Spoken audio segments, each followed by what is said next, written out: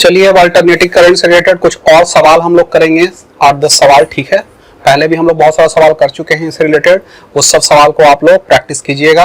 और अब हम लोग कुछ और सवाल लिखते हैं।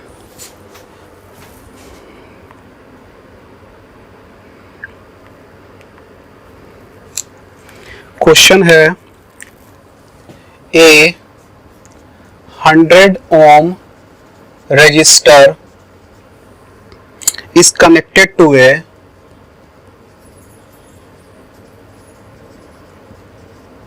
220 volt 50 hertz AC supply, ठीक है। What is the RMS value of current in the circuit? What is the RMS value of the current in the circuit? D में निकालने का है, what is the net power? What is the net power consumed over a full cycle, ठीक है। तो चलिए पहला part से निकालना स्टार्ट करते हैं। चलिए तो इसको बनाया जाए। अभी देखिए कि RMS value of the current निकालने का है हमको, तो चलिए इसमें RMS value of the current निकालना है। तो देखिए V is equal to R I होता है, ये तो पता ही है हमको। तो I is equal to V by R, ठीक है। तो I RMS is equal to V RMS by R. V RMS कितना है 220 बाई आर का वैल्यू कितना है 100, तो कितना हो जाएगा 2.2 एम्पियर। ये आपका I RMS का वैल्यू आ गया, ठीक है। तो I RMS का वैल्यू कितना आया मेरे पास 2.2 एम्पियर, ठीक है। ये I RMS का करंट का वैल्यू आ गया। अब B में आ जाते हैं। इसमें क्या कर रहा है भाई, net power consumed over a full cycle. तो नेट पावर हमको निकालने का है। तो देखिए पावर जो होता है P is equal to VI होता है। तो इससे V RMS और I RMS होता है, ये RMS वाला वैल्यू होता है, ठीक है। तो ये जो आपका RMS वाला वैल्यू हो जाएगा V का वैल्यू, वो कितना है 220, और इसका वैल्यू कितना है 2.2। तो इसको मल्टीप्लाई कीजिए 484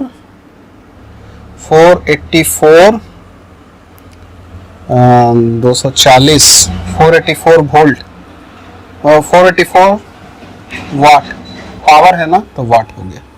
तो ये आपका पावर का भी वैल्यू आ गया। हमको RMS value of the current निकालने का था और पावर नेट पावर निकालना था, तो नेट पावर भी निकाल लिए, आरएमएस करंट भी निकाल लिए। क्वेश्चन है, the peak voltage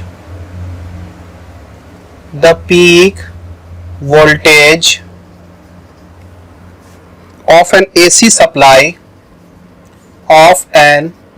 AC supply is 300 volt, ठीक है, full stop. What is the RMS voltage?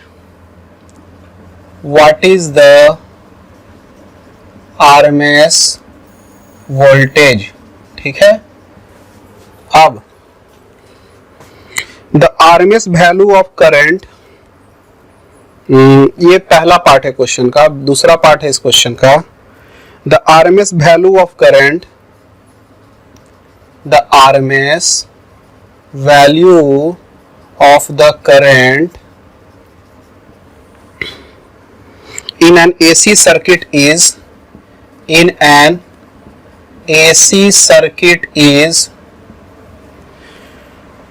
10 ampere, full stop. What is the peak current? What is the peak current? ठीक है, पीक करंट क्या होगा ये निकालने का। तो ये तो आसान है, तो इसको ऐसे करते हैं हम लोग। Peak voltage of AC supply कितना है, Vm का वैल्यू ए में, उसका वैल्यू है 300, ठीक है। और आरएमएस जो होता है हमको वोल्टेज निकालना है, तो वी आरएमएस का वैल्यू होता है Vm बाई √2। तो ये कितना हो जाएगा, 300 बाई 1.414। तो इसका जो आएगा डिवाइड करके 212.13 वोल्ट, 212.13 वोल्ट, ठीक है। तो ये पहला निकल गया। दूसरा में देखते हैं, RMS value of current in an AC circuit is 10 ampere. तो आरएमएस करंट आपको निकालना है, वैल्यू निकालना है करंट का। एसी सर्किट जो है वो 10 एम्पियर दिया हुआ है, चलिए वो 10 एम्पियर दिया हुआ है। तो पीक करंट निकालने के लिए क्या है, भी, अच्छा इसे पीक करंट निकालना है। तो पीक यानी कि मैक्सिमम, पीक करंट यानी मैक्सिमम करंट निकालने का है हमको। तो मैक्सिमम करंट जो वैल्यू होगा वो क्या होगा, √2 टाइम्स IRMS। तो 1.414 गुना, और आरएमएस करंट का वैल्यू कितना है भाई, 10। तो कितना होगा, 14.14 एम्पियर, ठीक है। समझ में आ रहा है। पहले उसमें आरएमएस निकालना था वोल्टेज, या इसमें मैक्सिमम करंट निकालने का है। तो ये जो आपका हो गया 14.14 एम्पियर, 212.13 वोल्ट। चलिए ये सही है। अगला क्वेश्चन की तरफ आते हैं हम लोग। A 44 milli henry inductor is connected to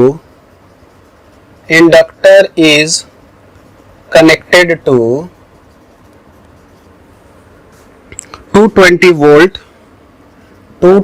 volt 50 hertz AC supply, ठीक है।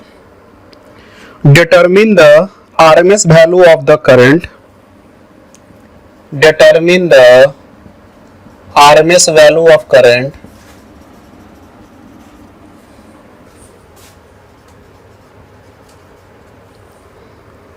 in the circuit,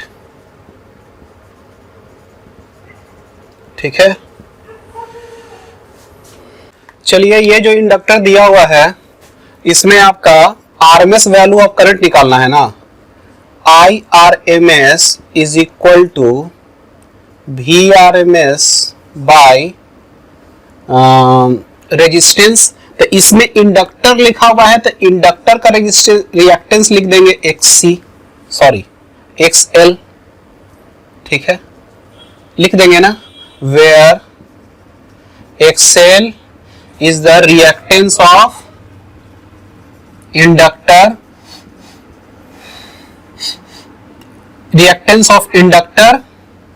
act as resistor in the circuit,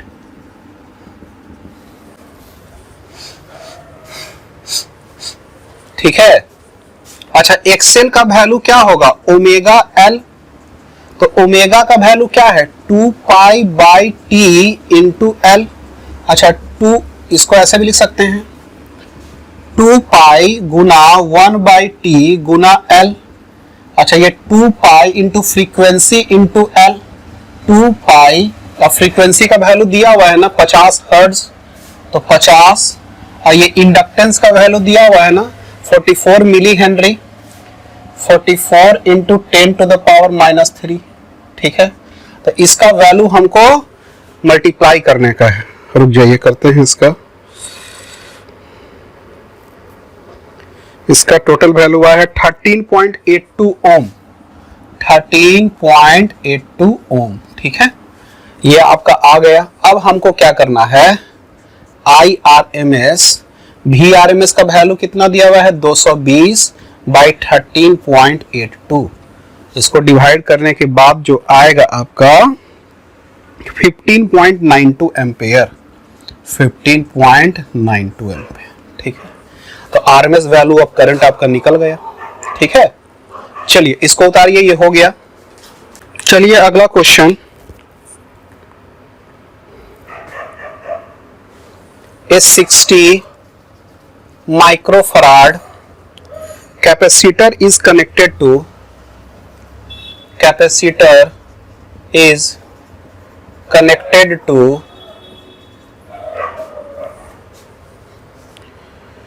a 110 volt 60 hertz AC supply. ठीक है, determine the RMS value of the current, determine the RMS value of the current in the circuit। ठीक है 60 microfarad capacitor है, 60 microfarad 60 into 10 to the power minus 6 farad. अच्छा, ये potential जो आपका जो V का वैल्यू दिया हुआ है 110 वोल्ट, तो भी RMS का वैल्यू दिया हुआ रहता है। अच्छा, ये फ्रीक्वेंसी का वैल्यू है 60 hertz. RMS value of the current निकालना है, तो IRMS इक्वल टू क्या होगा, VRMS बाई XL x मतलब XC, और XC क्या होगा, कैपेसिटर रिएक्टेंस। इसका वैल्यू क्या होता है 1 बाई ओमेगा C। ठीक है, और ये क्या होगा 1 pi 2 pi into frequency into C, 2 pi. Frequency का वैल्यू कितना है 50, कैपेसिटेंस का वैल्यू कितना है 60 into 10 to the power minus 6। इसका वैल्यू कितना हुआ, इसका वैल्यू आया 44.248 ओम, 44.248 ओम। ठीक है, अब हमको करंट निकालना है, इसलिए IRMS का वैल्यू जो हो जाएगा वो 110 बाई 44.248, इसका जो वैल्यू आएगा 2.48 एम्पियर। ठीक है, ये IRMS का वैल्यू हो गया, यही हमको निकालने का था। ठीक है, चलिए इसको उतारिए। चलिए क्वेश्चन है, in the above two question, जो दो अबव क्वेश्चन दिया गया था, what is the net power absorbed, what is the net power absorbed by each circuit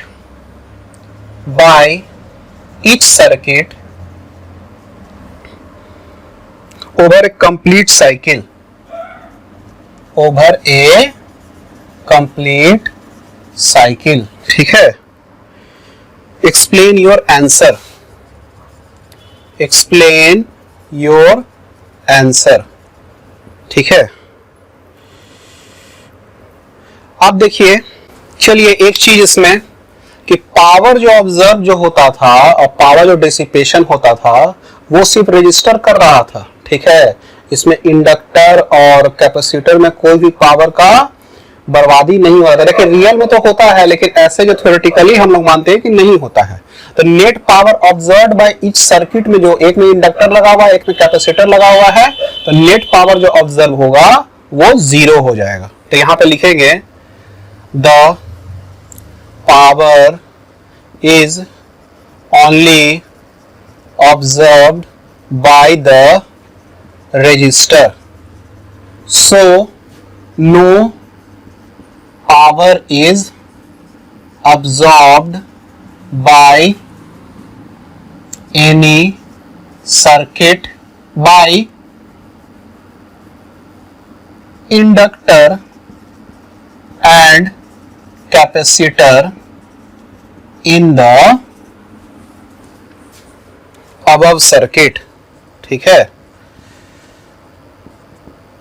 तो ये देख लीजिए, ये आपका हो गया।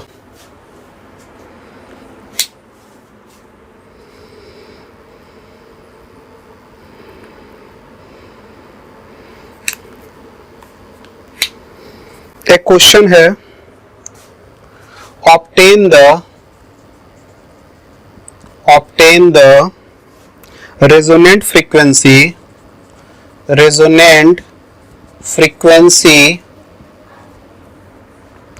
omega of a series LCR circuit of a series LCR circuit with L is equal to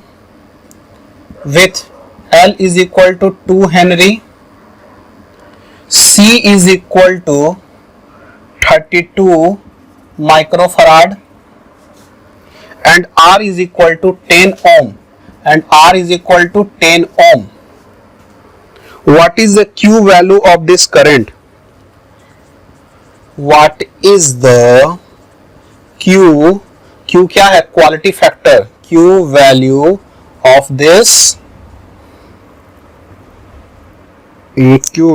this circuit. ठीक है, ये आपको निकालने का है. ये ओमेगा आर दिया हुआ है. देखिए Q का वैल्यू होता है omega naught L by R. ठीक है, और omega naught is equal to क्या होता है? Where omega naught is equal to 1 by root LC. Omega naught मतलब ये ओमेगा आर का बात कर रहा है. ठीक है, रेजोनेंट फ्रीक्वेंसी. ठीक है, तो इसका वैल्यू तो 1 बाय रूट LC होता है. तो यहाँ पे हम लोग लिख देते हैं 1 by root LC into L by R. तो रूट कट गया तो क्या बच गया? Root L 1 by R root under L by C. 1 by R का वैल्यू बताइए कितना है? 1 बाई 10. रूट L का वैल्यू कितना हुआ? 2 बाई C का वैल्यू कितना हुआ? 32 into 10 to the power minus 6. 2 6 या 12. ठीक है, चलिए ऊपर चला गया ये. तो 1 बाई 10 और रूट अंडर 10 टू 6 बाई 16. तो 1 बाई 10 10 टू द पावर 3 ऊपर वाला निकलेगा, 4 नीचे निकलेगा. तो 10 स्क्वायर बाई 4 यानी कि 25 आपका आ गया इसका वैल्यू. तो क्वालिटी फैक्टर जो आपका आ गया 25 आ गया. ठीक है, तो ये आपका हो गया सही आंसर है इसका. चलिए उतारिए इसको. क्वेश्चन है a charged 30 microfarad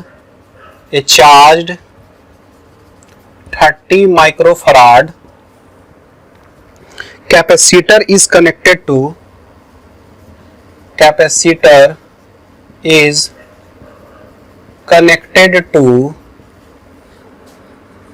a 27 millihenry inductor. What is the angular frequency?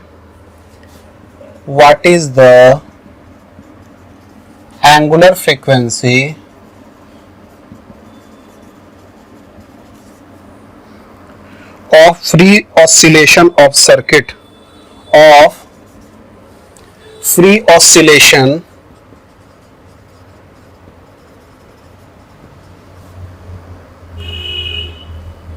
the circuit.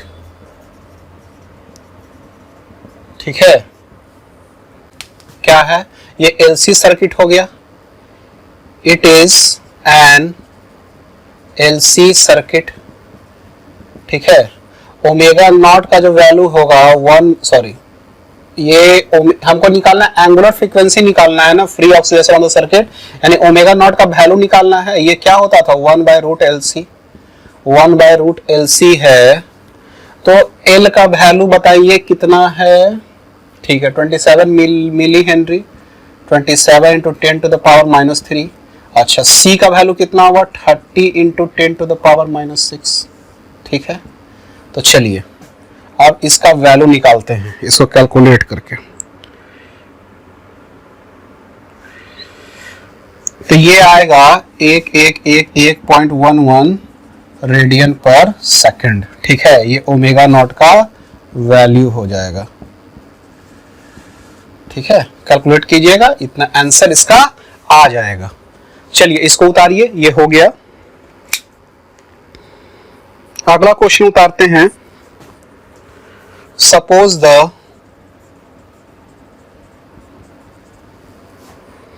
Initial charge on the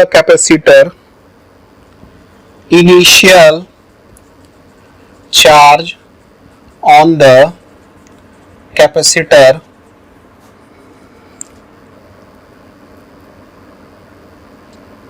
in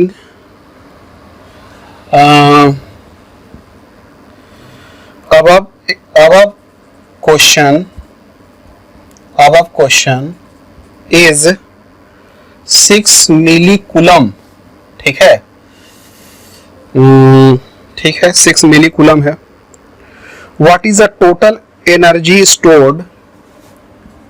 What is the total energy stored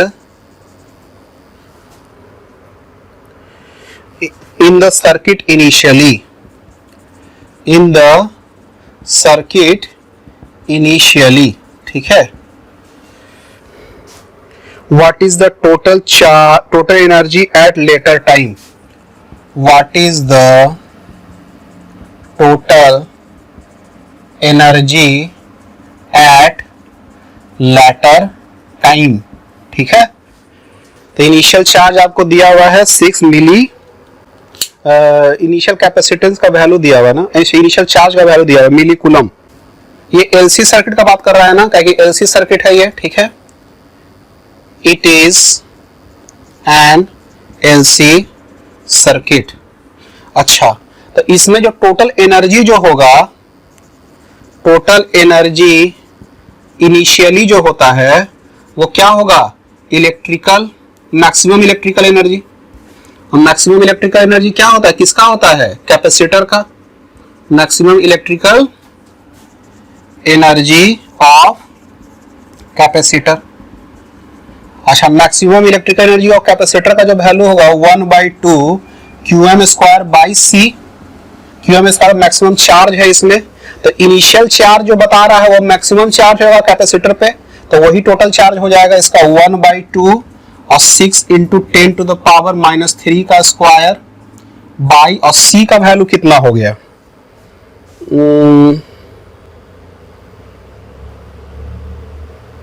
अच्छा C जो कैपेसिटेंस का वैल्यू है ये वाला यूज करेंगे 30.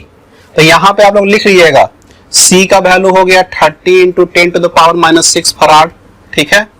और total charge, initial charge on capacitor लिख लीजिएगा, इनिशियल चार्ज ऑन कैपेसिटर लिख लीजिएगा QM is equal to 6 into 10 to the power -3 coulomb. अच्छा, C का वैल्यू कितना हो जाएगा, 30 इंटू 10 टू द पावर -6. तो ये जो हो जाएगा, ये टोटल इलेक्ट्रिकल एनर्जी जो हो जाएगा ना, इसका वैल्यू कैलकुलेट करके आ रहा है 0.6 जूल, 0.6 जूल. तो ये जो बोल रहा है कि what is the total energy the stored in the circuit initially, तो इनिशियली तो इलेक्ट्रिकल एनर्जी का पूरा एनर्जी स्टोर्ड है, तो वही वाला एनर्जी हो जाएगा 0.6 joule. What is the total energy at later time. देखिए, एनर्जी क्या होता है, मैग्नेटिक एनर्जी में चल जाता है आपका इंडक्टर में फिर टाइम बढ़ने के साथ, ठीक है. लेकिन टोटल एनर्जी तो आपका हमेशा कांस्टेंट रहता है.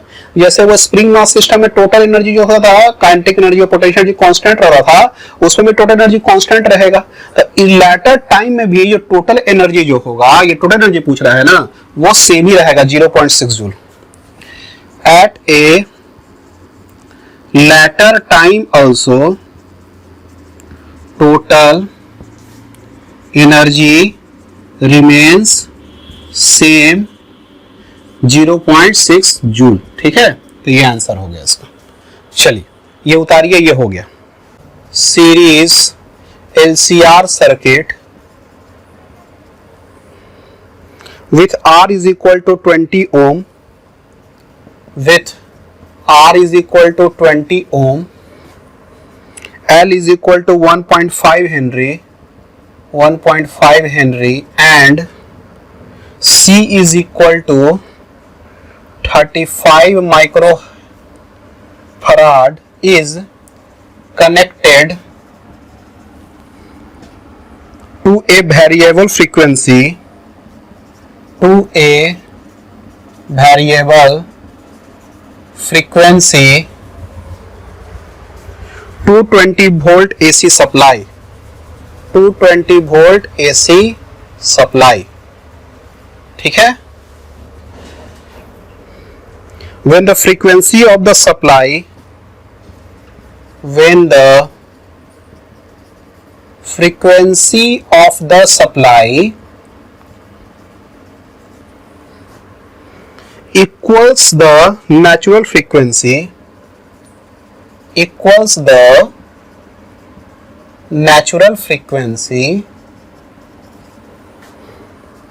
of the circuit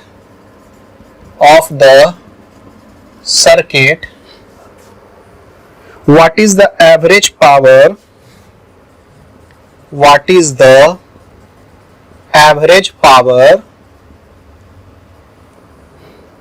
transferred to the circuit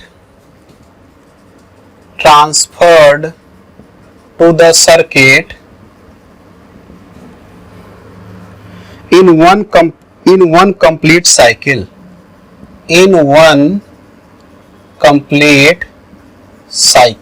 ठीक है। तो देखिए इधर आपका LCR सर्किट है, R का वैल्यू, L का वैल्यू, C का वैल्यू आपको दिया हुआ है।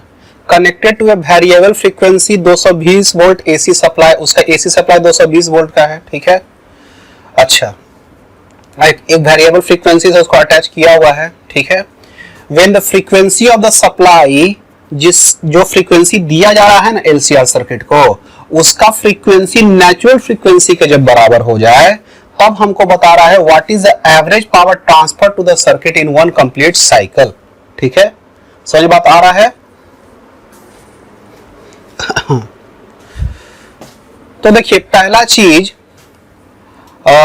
आई जब निकालते थे तो I is equal to V by Z लिखते थे हम लोग, Z इंपेडेंस होता था। ठीक है, लेकिन यहां पे कह क्या रहा है ना कि जो फ्रीक्वेंसी जो है ना नेचुरल फ्रीक्वेंसी, कहां लिखा है, connected to a variable frequency इतना, ये इक्वल क्या हो जाए नेचुरल फ्रीक्वेंसी के। ये नेचुरल फ्रीक्वेंसी जो है ना ओमेगा नॉट, वो नेचुरल फ्रीक्वेंसी इसका होगा, उसी के बराबर क्या हो जाए जो सप्लाई मिल रहा है वो।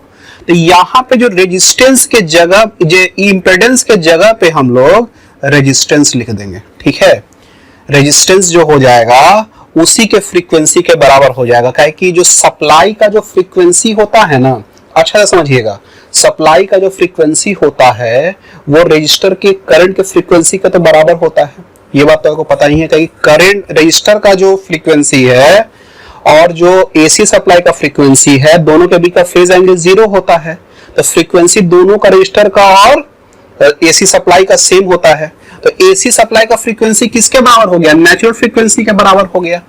तो इसका मतलब कि ये जो Z है उसके जगह पे हम लोग रजिस्टर लिख देंगे। देखिए ये रेजिस्टेंस तो एक तरह से ये भी था, इसमें R root under R square plus XC minus XL का होल स्क्वायर था इसमें, लेकिन इसमें हम सिर्फ R लिख दिए हैं। क्यों कि इसका जो फ्रीक्वेंसी है, जो नेचुरल फ्रीक्वेंसी जो है वो किसके फ्रीक्वेंसी के बराबर हो गया है, AC सप्लाई का फ्रीक्वेंसी के बराबर। तो हमको यहाँ पे R लिखना पड़ेगा। तो देखिए सबसे पहले हमको निकालना क्या है, V इज इक्वल टू, मेरे पास कितना आ रहा है, V का वैल्यू कितना है मेरे पास 220 बाई R का वैल्यू, रेजिस्टेंस का वैल्यू कितना है 20, तो ये कितना हो जाएगा 11 एम्पेयर करंट आपका हो गया। ठीक है, ये बात समझ में आ रहा है। तो हम लोग बोल रहे हैं पावर, तो पावर जो हम लोग निकालेंगे वो क्या होता है I स्क्वायर R, तो I स्क्वायर, ऐसे VI भी लिख सकते हैं इसका, तो VI लिखिए चाहे I स्क्वायर R लिखिए। ये क्या हो गया, I स्क्वायर का 11 का स्क्वायर इंटू R रेजिस्टेंस का 20। तो यही ना पावर निकालना, एवरेज पावर। तो इसका एवरेज पावर का वैल्यू निकाल दिया, सब RMS वाला आपका है, VRMS IRMS, ये IRMS आपका वैल्यू निकाल दिए। तो ये जो एक्चुअली वैल्यू जो हो गया,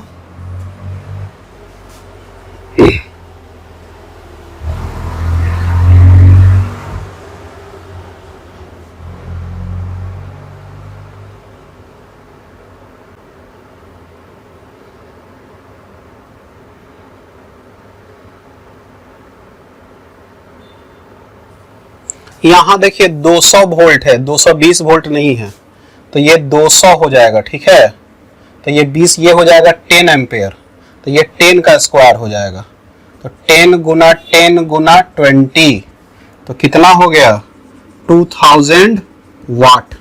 ये एवरेज पावर का वैल्यू निकल गया। ठीक है, ये RLC का कोई यहां मतलब नहीं है।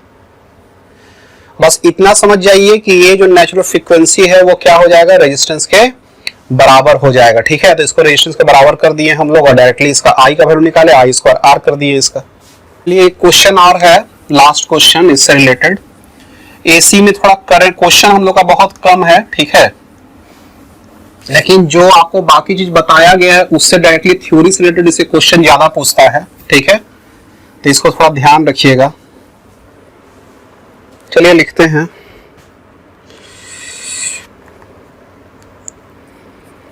A radio can tune over,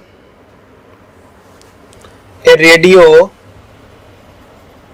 can tune over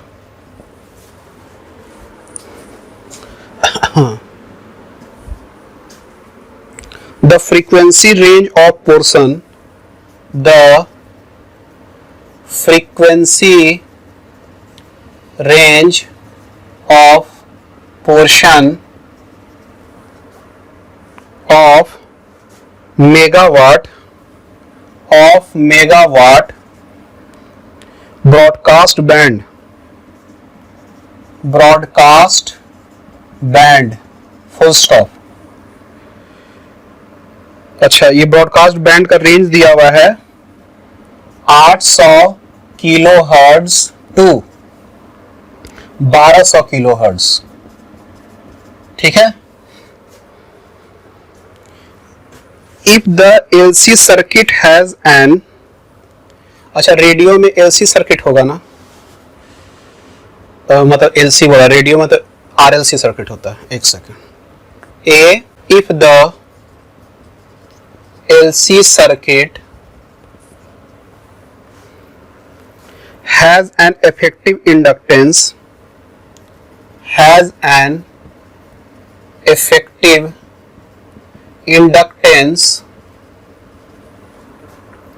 of 200 microhenry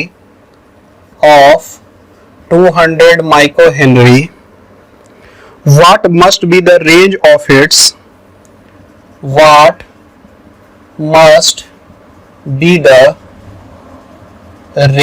of its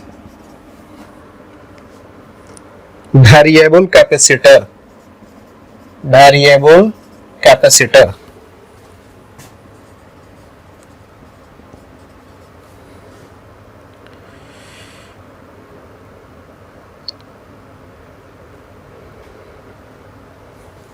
we must,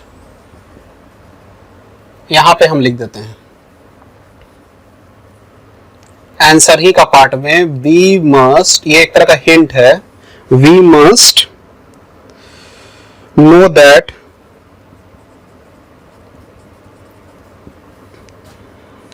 for tuning the natural frequency, the natural frequency, that is the natural frequency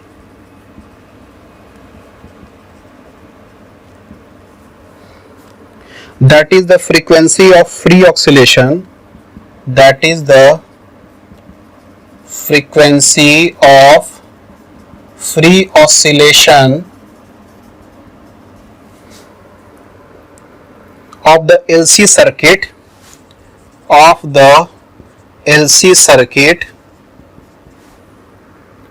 should be equal to the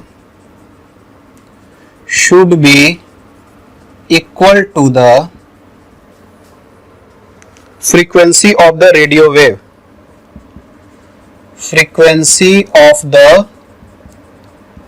radio wave, ठीक है।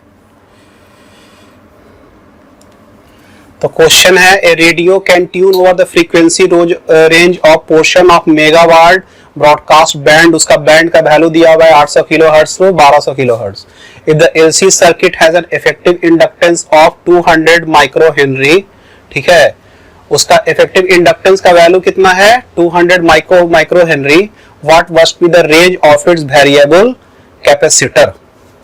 We must know for tuning the natural frequency that is the frequency of free oscillation of the LC circuit should be equal to the frequency of the radio waves। ठीक है, ये तो समझ ही रहे हैं, ये जो एंटीना में जो रेडियो वेव्स आता है उससे हम लोग ट्यून करते हैं और नेचुरल फ्रीक्वेंसी में मिलाते हैं सर्किट का, इससे करंट का एम्पलीट्यूड बढ़ जाता है और हमको कोई भी आपको सिग्नल ज्यादा करंट के कारण ज्यादा अच्छा से सुनाई देता है। ठीक है, और उसका रेंज दिया हुआ है, फ्रीक्वेंसी का range 800 kilohertz to 1200 kilohertz. We know omega naught is equal to 1/√LC। ठीक है, तो ओमेगा नॉट का जो वैल्यू हो जाएगा वो क्या हो जाएगा, 2 पाई इंटू फ्रीक्वेंसी, 2 पाई/T, 2 pi into frequency is equal to 1/√LC। ये हो जाएगा, ये बात समझ में आ रहा है। अब देखिए हमको निकालना क्या है, range of its variable capacitor, ये कैपेसिटर का रेंज निकालना है। तो वेरिएबल कैपेसिटर का आवश्यकता पड़ता है। हम बताए थे कि जब ट्यूनिंग करते हैं तो कैपेसिटर के वैल्यू को चेंज करते हैं, तो कैपेसिटर का वैल्यू वेरिएबल होता है। तो कैपेसिटर का कैसा वो कैपेसिटर चाहिए, किस रेंज का कैपेसिटर चाहिए जिसका वैल्यू हम चेंज कर करके सिग्नल को, इतना सिग्नल को हम लोग पकड़ ले, 800 किलोहर्ट्ज टू 1200 किलोहर्ट्ज वाला। ठीक है, तो चलिए इसमें हम लोग करेंगे, इसका स्क्वायर करेंगे तो 4 पाई स्क्वायर फ्रीक्वेंसी का square is equal to 1/LC। तो C का वैल्यू हो जाएगा 1/4 पाई स्क्वायर फ्रीक्वेंसी का square into L।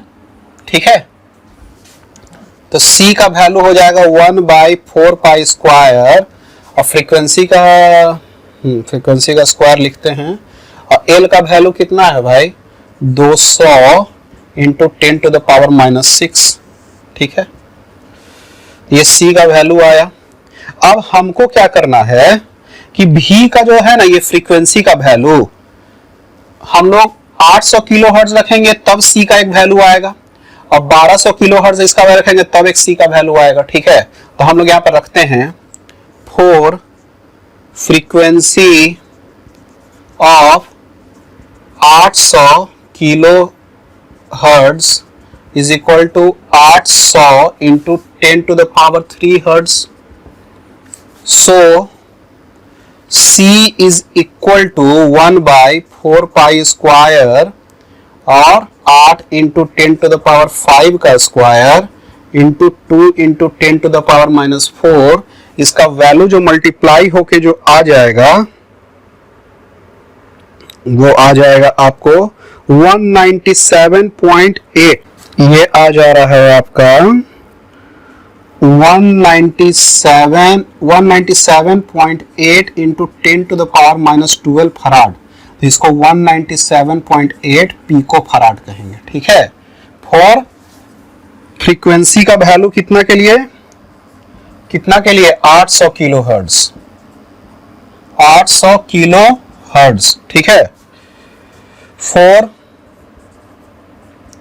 Frequency of 1200 kilohertz C is equal to 1/4 pi square 12 into 10⁻5 का स्क्वायर इंटू L का वैल्यू कितना था, L का वैल्यू कितना डाले हैं इसमें, 2 into 10⁻⁻4, 10⁻⁻4। तो इसमें जो वैल्यू आपको आएगा वो आ रहा है 87.9 इंटू 10⁻⁻12 फराड, तो 87.9 pico farad.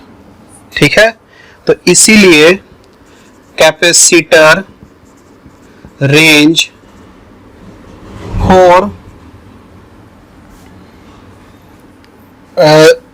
Radio wave 800 kilohertz to 1200 kilohertz will be 197.8 pico farad to 87.9 pico farad. ठीक है, तो ये आपका आंसर हो गया। ठीक है, और इसी के साथ आपका अल्टरनेटिंग करंट खत्म होता है।